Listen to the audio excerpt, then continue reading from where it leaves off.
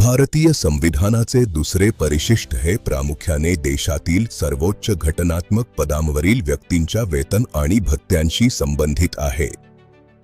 याच्या भाग अ मध्ये भारताचे राष्ट्रपती आणि राज्यांचे राज्यपाल यांना मिळणारे वेतन, भत्ते आणि इतर विशेषाधिकारांची तरतूद आहे। भाग क मध्ये संसद आणि राज्य विधिमंडळाच्या पीठासीन अधिकाऱ्यांच्या म्हणजेच अध्यक्ष आणि सभापतींच्या वेतनाची माहिती दिली आहे। भाग ड सर्वोच्च आणि उच्च न्यायालयाच्या न्यायाधीशांचे वेतन, प्रवास भत्ते आणि त्यांच्या सुट्ट्यांच्या अधिकारांशी संबंधित आहे। तसेच भाग ई मध्ये भारताचे नियंत्रक आणि महालेखापरीक्षक म्हणजेच कॅटच्या वेतनाची आणि अधिकारांची सविस्तर नोंद आहे। हे वेतन भारताच्या संचित निधीवर भारित असते, ज्यामुळे या उच्च पदांना आर्थिक सुरक्षा आणि कामाचे स्वातंत्र्य मिळते।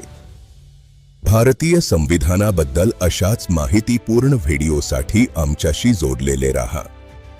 धन्यवाद।